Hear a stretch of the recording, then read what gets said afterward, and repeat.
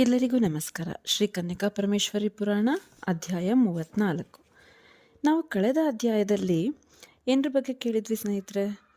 ವಿಷ್ಣುವರ್ಧನ ರಾಜನಿಗೆ ವಾಸವಿ ಕನ್ಯೆಯನ್ನು ಕೊಡಬಹುದಾ ಬೇಡವಾ ಅನ್ನುವ ವಾದ ವಿವಾದಗಳು ನಡೆದಾಗ ಭಾಸ್ಕರಾಚಾರ್ಯರು 18 ಪಟ್ಟಣಗಳಿಂದ ಬಂದಿದ್ದಂಥ ವೈಶ್ಯೋತ್ತಮರನ್ನ ಮನೆಗೆ ಕರೆಸಿ ಅವ್ರನ್ನ ಕೇಳ್ತಾರೆ ಅಲ್ವಾ ಹೇಗೆ ಅಂತ.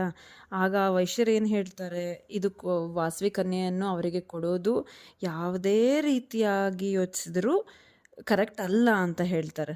ಹಾಗೇನಾದರೂ ವಿಷ್ಣುವರ್ಧನ ವಾಸವಿ ಕನ್ಯೆಗೆ ಏನಾದರೂ ಕೆಡಕನ್ನು ಕೊಡೋಕೆ ಪ್ರಯತ್ನ ಮಾಡಿದಲ್ಲಿ ನಾವು ಕೂಡ ವಾಸವಿ ಕನ್ಯೆಯ ಜೊತೆಗೆ ಪ್ರಾಣತ್ಯಾಗ ಮಾಡೋದಕ್ಕೆ ಕೂಡ ಸಿದ್ಧರಿದ್ದೇವೆ ಅಂತ ಹೇಳ್ತಾರೆ ಅಲ್ವಾ. ಈ ಅಧ್ಯಾಯದಲ್ಲಿ ಲೇಖಕರು ಏನರ ಬಗ್ಗೆ ಹೇಳಿದ್ದಾರೆ ಅಂದರೆ, 102 ಗೋತ್ರಜರಿಗೆ ದೊಡ್ಡ ವಾದ, ಎಲ್ಲ ವಿಷಯಗಳಲ್ಲಿ 612 ಗೋತ್ರಗಳವರು ಬೇರೆಯಾಗುವುದು. ಕುಸುಮಶ್ರೇಷ್ಠಿಯ ಮಾತುಗಳನ್ನು ಕೇಳಿ 612 ಗೋತ್ರದ ವೈಶ್ಯರು ರಾಜನಿಗೆ ಕನ್ಯೆಯನ್ನು ಧಾರೆ ಎರೆಯ ಕೂಡದೆಂದು ಶಪಥ ಮಾಡಿ ಆ ಮಂಟಪಕ್ಕೆ ಬಂದು ಕುಳಿತ ಬಾಲವೈಶ್ಯರನ್ನು ಕಂಡು, ಅಲ್ಪಬುದ್ಧಿಯ ನಿಮ್ಮಿಂದ ಎಂತಹ ಕೃತ್ಯವು ಜರುಗಿದೆ. ಚಂದ್ರವಂಶವೆಂಬ ಕ್ಷೀರಾಂಬುದಿಯಲ್ಲಿ ಚಂದ್ರನಂತೆ ಉದಯಿಸಿದ ಮಹಾತ್ಮನಾದ ವಿಷ್ಣುವರ್ಧನ ರಾಜನಿಗೆ ವಾಸವಿ ಕನ್ಯೆಯನ್ನು ಕೊಡಕೂಡದೆಂದು ಮಂಡತನ ಮಾಡುತ್ತಿರುವ ನಿಮಗೆ ಆ ರಾಜನ ಮಹಾತ್ಮೆಯೇ ತಿಳಿಯದು. ಸಮಸ್ತ ಲೋಕಗಳ ಪಾಲಕನೂ, ದುರ್ಮಾರ್ಗ ಶಿಕ್ಷಕನೂ, ಧರ್ಮಕರ್ತನೂ, ಸಕಲ ಭೂಮಿ ನಾಯಕನೂ, ಸದ್ಗುಣರತ್ನ ಸಮುದ್ರನೂ, ನಿಸ್ಸಮಾನ ಸಂಪತ್ ನಿವಾಸನೂ, ಕೀರ್ತಿಗಾಶ್ರಯನೂ, ನಾರಾಯಣಾಂಶ ಸಂಭವನೂ, ಎರಡನೆಯ ವರ್ಣ ಸಂಜಾತನೂ ಆದ ವಿಷ್ಣುವರ್ಧನನು ಸಾಟಿ ಇಲ್ಲದ ನರೋತ್ತಮನು. ಬ್ರಹ್ಮನ ತೊಡೆಯಿಂದ ಜನಿಸಿದ ನಾವು 3ನೆಯ ವರ್ಣದವರು. ವಿಷ್ಣುವರ್ಧನ ರಾಜನ ಸಾಮರ್ಥ್ಯಕ್ಕೆ ನಾವು ಸರಿಯೇ? ನಮಗಿಂತ ಆತನು ಶ್ರೇಷ್ಠನು. 4 ವರ್ಣಗಳಲ್ಲಿ ಬ್ರಾಹ್ಮಣರಿಗೆ ವಿವಾಹವು ಧರ್ಮಸಮ್ಮತವಿದೆ. ಕ್ಷತ್ರಿಯರಿಗೆ 3 ವರ್ಣಗಳಲ್ಲಿ ವಿವಾಹವು ಯುಕ್ತವಾದುದು. ವೈಶ್ಯರಿಗೆ 2 ವರ್ಣಗಳಲ್ಲಿಯೂ ಶೂದ್ರರಿಗೆ ಸ್ವಜಾತಿಯಲ್ಲಿಯೂ ವಿವಾಹವು ಸೂಕ್ತವಾದುದು. ಆದ್ದರಿಂದ ರಾಜನಿಗೆ ಕನ್ಯೆಯನ್ನು ಕೊಟ್ಟು ತೀರಬೇಕು. ಈ ವಿಷಯದಲ್ಲಿ ಸಂದೇಹವಿಲ್ಲ. ಆಗ ಸಕಲ ಭೂಮಿಗೆ ನಾವೇ ಪ್ರಭುಗಳಾಗುತ್ತೇವೆ ಎಂದರು. ಹೀಗೆ ಆ 612 ಗೋತ್ರಗಳವರು ನುಡಿಯುತ್ತಿರಲಾಗಿ ಉಳಿದ 102 ಗೋತ್ರಗಳವರು ಅವರ ಮಾತುಗಳನ್ನು ಕ್ಷಣಕ್ಕೆ ಖಂಡಿಸುತ್ತಾ, ವಂಶ ಪಾರಂಪರ್ಯವಾಗಿ ನಡೆದು ಬಂದ ಧರ್ಮವನ್ನು ನಾಶ ಮಾಡುವ ಉಪದೇಶವನ್ನೇಕೆ ಮಾಡುವಿರಿ? ನಾವೆಲ್ಲಿ? ಆ ರಾಜನೆಲ್ಲಿ? ಈ ಸಂಬಂಧವು ಅಯೋಗ್ಯವಾದುದು. ರಾಜರು ಘಾತಕರೂ, ಮತ್ಸರಿಗಳೂ, ಮದಯುಕ್ತರೂ, ದುರ್ವ್ಯಾಪಾರಿಗಳೂ, ಪರಧನ ಪರಸ್ತ್ರೀ ಅಪಹಾರಕರೂ ಆಗಿದ್ದಾರೆ. ನಾವು ಸುಸಂಸ್ಕೃತರು. ಅಧರ್ಮ ಸಹನೆ ನಮ್ಮಿಂದ ಸಾಧ್ಯವಿಲ್ಲ. ಇಂತಹ ನಮಗೂ ರಾಜನಿಗೂ ಸಂಬಂಧ ಹೇಗೆ ಸಾಧ್ಯ? ಧರ್ಮಿಷ್ಠರಿಗೆ ಧಾರ್ಮಿಕರೊಂದಿಗೆ, ತೇಜಸ್ವಿಗಳಿಗೆ ತೇಜೋವಂತರೊಂದಿಗೂ, ದರಿದ್ರರಿಗೆ ದರಿದ್ರರೊಂದಿಗೆ ಸ್ನೇಹ ಬಂಧುತ್ವ ಸೂಕ್ತವಾದುದು. ಇದಕ್ಕೆ ವಿಪರೀತವಾದುದು ಯುಕ್ತವಲ್ಲ. ಭುವಿಯಲ್ಲಿ ಇಂಥದು ಎಂದೂ ಜರುಗಲಿಲ್ಲ ಎಂದರು. ಅನಂತರ ಆ 612 ಗೋತ್ರಗಳವರು ಧರ್ಮ ಮಾರ್ಗವನ್ನು ಬಿಟ್ಟು ಅಧಿಕ ರೋಷದಿಂದ 102 ಗೋತ್ರಗಳವರನ್ನು ಕಂಡು, ಕುಲಗರ್ವಿತರಾದ ನೀವು ಸಿಟ್ಟಿನಿಂದ ಏನೋ ಹೇಳುತ್ತಿರುವಿರಿ, ಅದು ನಮಗೆ ಸಮ್ಮತವಿಲ್ಲ. ಪೂರ್ವದಲ್ಲಿ ಮಹಾನುಭಾವನಾದ ಯಯಾತಿ ಮಹಾರಾಜ, ಪೂಜ್ಯನೂ ಶಾಸ್ತ್ರಕರ್ತನೂ ಅಧಿಕ ಜ್ಞಾನ ಸಂಪನ್ನನೂ ಆದ ಶುಕ್ರಾಚಾರ್ಯರ ಕುವರಿ ಮಹಾಕಾಂತಿ ಮತಿದೇವಯಾನಿಯನ್ನು ಪ್ರೀತಿಯಿಂದ ಪರಿಗ್ರಹಿಸಿದನೆಂದು ಹೇಳಲಾಗುತ್ತದೆ. ಬ್ರಾಹ್ಮಣರಿಗಿಂತ ನಾವು ಹೆಚ್ಚಿನವರೇನು? ಬ್ರಾಹ್ಮಣರೊಂದಿಗೆ ಕ್ಷತ್ರಿಯರು ಸಂಬಂಧ ಮಾಡಿರುವರು. ಇನ್ನು ವೈಶ್ಯರೊಂದಿಗೆ ಸಂಬಂಧವೇನಾಶ್ಚರ್ಯವಾದದ್ದು?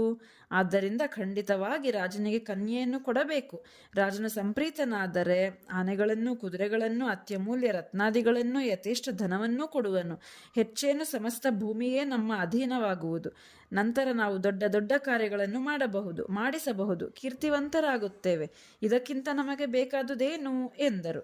ಹೀಗೆ 612 ಗೋತ್ರಗಳವರು ನುಡಿಯಲಾಗಿ 102 ಗೋತ್ರಗಳ ಪೈಕಿ ಸಾನಕ ಗೋತ್ರದ ಮಾಧವ ಶ್ರೇಷ್ಠಿಯು ಸಿಟ್ಟಿನಿಂದ ಎದುರು ಪಕ್ಷದ ಚಂಡನಂದಿ, ಋಷಿಗೋತ್ರದ ಕೇಶಶೃಂಗ ಮೊದಲಾದವರನ್ನು ಕಂಡು, ಅಯೋಗ್ಯವಾದ ನಿಮ್ಮ ಮಾತುಗಳು ನಮಗೆ ಬೇಡ.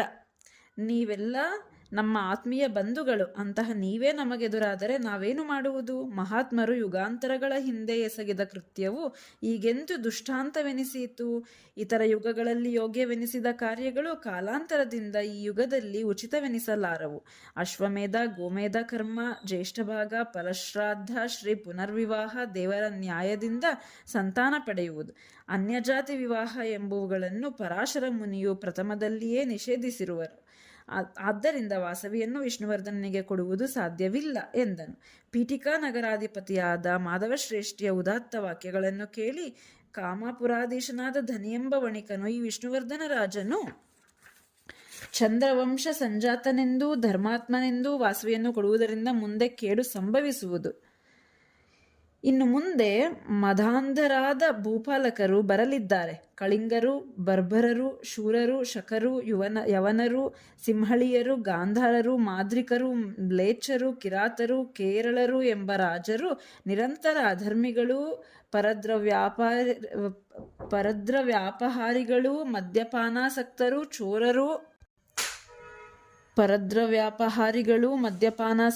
ಚೋರರು, ಪರಭಾರ್ಯಾಪೇಕ್ಷಿಗಳೂ ಆಗಿ ವಿಜೃಂಭಿಸುವರು. ವಿಷ್ಣುವರ್ಧನನಿಗೆ ವಾಸವಿಯನ್ನಿತ್ತ ಉದಾಹರಣೆಯಿಂದ ನಾನಾ ಸಂಕರ ಯೋನಜಿತರಾದ ಆ ದುಷ್ಟರು ಸಚ್ಚರಿತ್ರರಾದ ವೈಶ್ಯಕುಲ ನಾರಿಯರನ್ನು ಬಲಾತ್ಕಾರದಿಂದ ಪರಿಗ್ರಹಿಸುವರು. ಆದ್ದರಿಂದ ರಾಜ ಸಂಬಂಧವದು ನಮಗೆ ಅನಿಷ್ಟಕಾರಕವೇ ಸೈ ಎಂದನು. ಹೀಗೆ ನುಡಿದ ಧನಶ್ರೇಷ್ಠಿಯನ್ನು ಆತನ ಬಂಧುವಾದ ಘಂಟಸಾಲ ಪುರಾಧೀಶ ವೀರಶ್ರೇಷ್ಠಿ, ಓ ವೈಶ್ಯಪುತ್ರ, ನೀನು ಬಹಳ ಚೆನ್ನಾಗಿ ಹೇಳಿದಿ ಎಂದನು. ಮಾಸಂತಕುಲ ಸಂಜಾತನಾದ ಶ್ರೀರಂಗಶ್ರೇಷ್ಠಿಯು ರಾಜನಿಗೆ ಕನ್ಯೆಯನ್ನಿತ್ತರೆ ಪಿತೃಗಳಿಗೆ ನರಕಪ್ರದವಾದ ಜಾತಿ ಸಂಕರವಾಗುವುದು. ಅದನ್ನು ನಿವಾರಿಸಲೇಬೇಕು. ಇಲ್ಲವಾದರೆ ಈ ಲೋಕದಲ್ಲಿ ವೈಶ್ಯರಿಗೆ ಅಂತ್ಯಜರಿಗೆ ತಾರತಮ್ಯವೇ ಉಳಿಯುವುದಿಲ್ಲ. ಇಂತಹ ತುಚ್ಛ ಕೃತ್ಯದಿಂದ ಧರ್ಮವು ನಶಿಸುವುದು. ಆದ್ದರಿಂದ ಈ ಸಂಬಂಧವು ತ್ಯಾಜವಾದುದು. ಇದಕ್ಕೆ ನಾವು ಎಂದೆಂದಿಗೂ ಒಪ್ಪಬಾರದು ಎಂದರು. ಅನಂತರ 612 ಗೋತ್ರಗಳ ಪೈಕಿ ಏಲಾಪುರ ನಿವಾಸಿಗಳಾದ ಕಮ್ರಕಂಕಷ ಋಷಿಗೋತ್ರಜರಾದ ಶಂಭು, ನಿಂಬು, ನಿಜೋಳರೆಂಬುವರು ಅನ್ಯಾಯ ಮಾರ್ಗಾವಲಂಬಿಗಳಾಗಿ ಈ ಉಚಿತ ಮಾತುಗಳನ್ನು ಸಹಿಸದೆ ಅಧರ್ಮವನ್ನು ನೀವು ಹಿತವಾಗಿ ನುಡಿದಿರಿ. ಆಶ್ಚರ್ಯಕರವಾಗಿದೆ. ಅಜೀರ್ಣ ಭಯದಿಂದ ಊಟ ಮಾಡದೆ ಹಸಿವೆಯಿಂದ ಸಾಯುವ ಜನರಂತೆ ಮುಂದೆ ಎಂದೋ ಬರುವ ದುಷ್ಟ ರಾಜರ ಸಂಬಂಧದಿಂದ ಉಂಟಾಗುವ ಸಾಂಕರ್ಯ ಭೀತಿಯಿಂದ ಕೇವಲ ಧರ್ಮಪರನೂ ಸುಗುಣ ಸಂಪನ್ನನೂ ಆದ ವಿಷ್ಣುವರ್ಧನ ರಾಜನನ್ನು ತಿರಸ್ಕರಿಸಿ ವಾಸವಿಯನ್ನು ಧಾರೆ ಎರೆಯದೆ ಹೋದರೆ ರಾಜನು ಕೋಪೋದ್ರಿಕ್ತನಾಗಿ ನಮ್ಮನ್ನು, ನಮ್ಮ ಮಕ್ಕಳು ಮೊಮ್ಮಕ್ಕಳನ್ನೂ, ಬಂಧು ಬಾಂಧವ್ಯ ಸ್ನೇಹಿತ ಪರಿವಾರಗಳನ್ನು ಕೊಂದು ಹಾಕಿ ವಾಸವಿಯನ್ನು ಅಪಹರಿಸಿಕೊಂಡು ಹೋಗಬಲ್ಲನು. ಸಂದೇಹವಿಲ್ಲ. ವ್ಯರ್ಥವಾಗಿ ಸಮಸ್ತ ಕುಲವೂ ನಾಶವಾಗುವುದು. ಅನಂತರ ನಮ್ಮ ಘನತೆ ಏನಿದೆ? ನಮ್ಮ ಕುಲವೇನಿದೆ? ಆಗ ನೀವೇನು ಮಾಡಬೇಕೆಂದಿರುವಿರೋ ನಮಗೂ ಹೇಳಿ ಎಂದು ಪ್ರಶ್ನಿಸಿದರು. ಶಂಭು ಮೊದಲಾದವರು ಈ ಮಾತುಗಳನ್ನು ಕೇಳಿ ಮನ್ನಿಮಾನಾಭ ಗೋತ್ರದ ಗಿರಿಶ್ರೇಷ್ಠಿ, ಶೇಷಶ್ರೇಷ್ಠಿ ಮೊದಲಾದವರು ದುರಭಿಮಾನಯುಕ್ತವಾದ ಆ ಮಾತುಗಳನ್ನು ತೃಣೀಕರಿಸಿ ಉತ್ತಮ ಧರ್ಮಯುಕ್ತವಾದ ಸಿದ್ಧಾಂತವನ್ನು ಕೇಳಿರಿ. ವಾಸವಿಯನ್ನು ರಾಜನಿಗೆ ಕೊಡಲು ನಮಗೆ ಲೇಷವೂ ಇಷ್ಟವಿಲ್ಲ. ನಮ್ಮನ್ನು ಪುತ್ರ, ಪೌತ್ರ, ಬಂಧು, ಮಿತ್ರ, ಪರಿವಾರ ಸಹಿತವಾಗಿ ಸಂಹರಿಸಿ ರಾಜ ರಾಕ್ಷಸ ಕನ್ಯೆಯನ್ನು ಅಪಹರಿಸಿಕೊಂಡು ಹೋಗುವ ಪಕ್ಷದಲ್ಲಿ ಅದಕ್ಕಿಂತ ಮುಂಚೆಯೇ ನಾವು ಕನ್ಯೆಯೊಂದಿಗೆ ಹೃದಯೇಶ್ವರನ ಧ್ಯಾನ ಮಾಡುತ್ತಾ ಅಗ್ನಿಪ್ರವೇಶ ಮಾಡುವುದು. ವಿಷ್ಣುವರ್ಧನನು ಪಾಪದಿಂದ ನಶಿಸುವನು. ಸರ್ವಾಧಿಕವಾದ ಮರಣವನ್ನು ಹೊಂದಿಯಾದರೂ ನಾವು ಖಂಡಿತವಾಗಿ ಕುಲಧರ್ಮವನ್ನು ಪಾಲಿಸುತ್ತೇವೆ ಎಂದರು. ಪುಲಸ್ತ್ಯ ಗೋತ್ರದ ಕೋಶೀಲ ವಂಶದ ಮಹೇಶ್ವರ, ನರಸಿಂಹ ಮೊದಲಾದವರು ಈ ಮಾತುಗಳನ್ನು ಕೇಳಿ ಗೌರವದಿಂದ ಹೀಗೆ ನುಡಿದರು. ನಾವು ಹಾಗೆಯೇ ಮಾಡುತ್ತೇವೆ. ಇದು ಎಂದೆಂದಿಗೂ ಸತ್ಯ. ಪರಧರ್ಮವನ್ನು ಹೊಂದಿ ಬದುಕುವುದಕ್ಕಿಂತ ಸ್ವಧರ್ಮಾಚರಣೆಯಲ್ಲಿ ಮರಣಿಸುವುದು ಲೇಸು. ಘನವಾದ ರಾಜ್ಯವೇಕೆ? ಕರಿತುರಗಗಳೇಕೆ? ಅಪಕೀರ್ತಿ ಸಂಪನ್ನವಾದ ಧನವೇಕೆ? ಈ ದೇಹವು ಸದಾ ರೋಗ ನಿಲಯವೂ, ದ್ರೋಹಕಾರಕವೂ, ಅಪರಿಶುದ್ಧವೂ, ನೀರಿನ ಗುಳ್ಳೆಯಂತೆಯೂ ಇರುವುದೆಂದು ತಿಳಿದು ಅಪಕೀರ್ತಿ, ಪಾಪದಿಂದ ಕೂಡಿದ ಇಂದ್ರ ವೈಭವವನ್ನು ನಾವು ತೃಣೀಕರಿಸಿ ದೃಢ ನಿಶ್ಚಯದಿಂದ ಅಗ್ನಿಪ್ರವೇಶ ಮಾಡುವೆವು.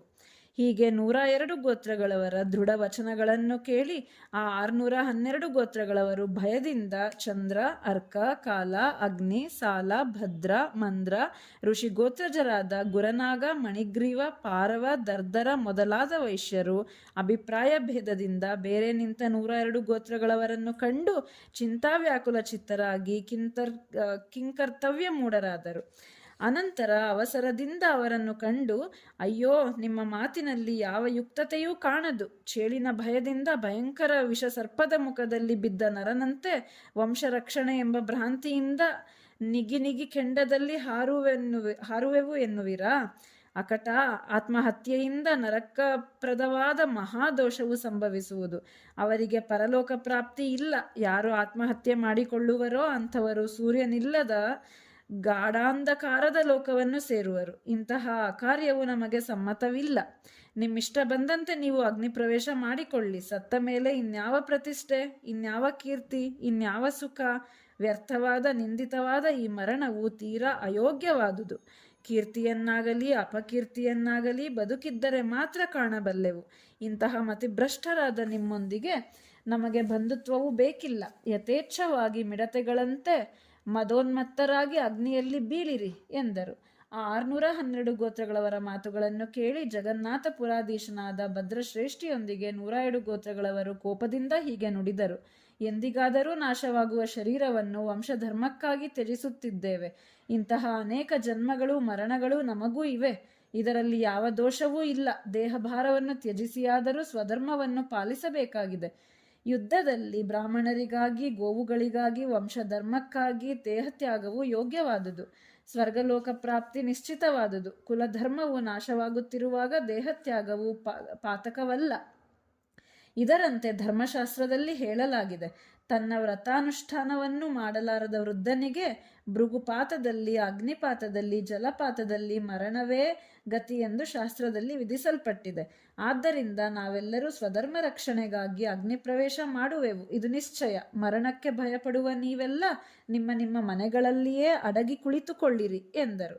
ಆ ಭದ್ರಶ್ರೇಷ್ಠಿಯ ಮಾತುಗಳನ್ನು ಕೇಳಿ ಕಾಮಶ್ರೇಷ್ಠಿ, ನಾಗಶ್ರೇಷ್ಠಿ ಮೊದಲಾದ 612 ಗೋತ್ರಗಳವರು ಕೋಪದಿಂದ, ನಮ್ಮ ಮಾತನ್ನು ಬಿಟ್ಟು ನಿಮ್ಮ ಮಾತನ್ನು ಕೇಳೆವು. ಅಗ್ನಿಪ್ರವೇಶ ಮಾಡುವ ನಿಮ್ಮ ಗಲಾಟೆಯನ್ನು ಕೇಳುತ್ತಾ ನಾವೀ ಪಟ್ಟಣದಲ್ಲಿ ಉಳಿಯುವುದಿಲ್ಲ. ನಿಮ್ಮೊಂದಿಗೆ ಆಲೋಚನೆ ಮಾಡುವವರೆಲ್ಲ ರಾಜನಿಂದ ದಂಡಿಸಲ್ಪಡುವರು ಎಂದರು. ಅನಂತರ 102 ಗೋತ್ರಗಳವರು, ನಿಮಗೆ ಮರಣದಲ್ಲಿ ಭಯವಿದ್ದರೆ ತಕ್ಷಣ ಈ ನಗರದಿಂದ ಹೋಗಬಹುದು ಎಂದು ಕಠಿಣವಾಗಿ ನುಡಿದರು. ಆಗ 612 ಗೋತ್ರಗಳವರು ಪಾಪಚಿತ್ತರಾಗಿ, ರಾಜಶ್ರೇಷ್ಠನ ಸಂಬಂಧವು ಎಲ್ಲ ರೀತಿಯಿಂದ ಯೋಗ್ಯವಾದುದು, ನಮ್ಮ ವಂಶಕ್ಷಯವು ಯೋಗ್ಯವಲ್ಲ. ಇದರಿಂದ ನಮ್ಮಲ್ಲಿಯೇ ಬಂಧುತ್ವವು ಹೀನವಾಗುವುದು. ಕ್ರೂರವೂ ಅಸಹ್ಯವೂ ಆದ ಅವರ ಮಾತುಗಳನ್ನು ಕೇಳಿ 102 ಗೋತ್ರಗಳವರು ಭಯಕಂಪಿತರಾಗಿ ಭದ್ರ, ಧರ್ಮ, ಹರಿ, ವೀರ, ಭೀಮ, ಮಾಧವ, ಹೇಲಾಬಲ ಮುಂತಾದವರ ನೇತೃತ್ವದಲ್ಲಿ ಅವರನ್ನು ಧಿಕ್ಕರಿಸಿ ನಿಶ್ಚಿತ ಮನಸ್ಕರಾಗಿ ಹೀಗೆ ನುಡಿದರು. ನೀವು ಏನೇ ಹೇಳಿರಿ, ನಾವು ಮಾತ್ರ ಕನ್ಯೆಯನ್ನು ರಾಜನಿಗೆ ಕೊಡುವುದಿಲ್ಲ. ನಮಗೂ ನಿಮಗೂ ಸಂಬಂಧವೇ ಬೇಡ. ನಿಮಗೂ ನಾವು ಕನ್ಯೆಯನ್ನು ಕೊಡುವುದಿಲ್ಲ.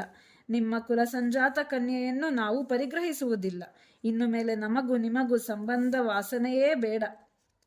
ಧಾರಾಳವಾಗಿ ಹೋಗಬಹುದು. ನಿಮ್ಮ ವಿಭಾಗಕ್ಕೆ ಸಮಸ್ತ ಜಗದ್ಗುರುವಾದ ಈಶ್ವರನೇ ಸಾಕ್ಷಿ. ನಮ್ಮೊಂದಿಗಿರಲು ನೀವು ಅಯೋಗ್ಯರು. ಶ್ರೀ ನಗರೇಶ್ವರ ಸ್ವಾಮಿ ಸನ್ನಿಧಾನದಿಂದ ಆಲಸ್ಯವಿಲ್ಲದೆ ಹೊರಡಿ. ಹೀಗೆ ಹೇಳಲ್ಪಟ್ಟ ಕುಲಧರ್ಮ ಭ್ರಷ್ಟರಾದ 612 ಗೋತ್ರಗಳವರು ಶೀಘ್ರವಾಗಿ ಎದ್ದು ನಡೆದರು. ನಗರೇಶ್ವರ ಸ್ವಾಮಿಯ ಸನ್ನಿಧಾನದಲ್ಲಿ ಆ ವೈಶ್ಯರು ಅನ್ಯೋನ್ಯ ಬಂಧುತ್ವವನ್ನು ವಿಭಜಿಸಿಕೊಂಡು ಪಾಪಾತ್ಮರಾಗಿ ತಮ್ಮ ನಿವಾಸಗಳಿಗೆ ತೆರಳಿದರು. ಅವರು ತೆರಳಿದ ನಂತರ 102 ಗೋತ್ರಗಳ ವೈಶ್ಯರು ನಗರೇಶ್ವರ ಸ್ವಾಮಿಯ ಮಂಟಪದಲ್ಲಿಯೇ ಉಳಿದು ಸಂತೋಷದಿಂದ ಬಾಲವೈಶ್ಯರಿಗೆ ಸಕಲ ವೃತ್ತಾಂತವನ್ನು ತಿಳಿಸಿ ಸಂತುಷ್ಟ ಹೃದಯರಾದರು. ಇಲ್ಲಿಗೆ ಈ ಅಧ್ಯಾಯ ಮುಕ್ತಾಯ. ಧನ್ಯವಾದಗಳು. ಜೈ ವಾಸವಿ.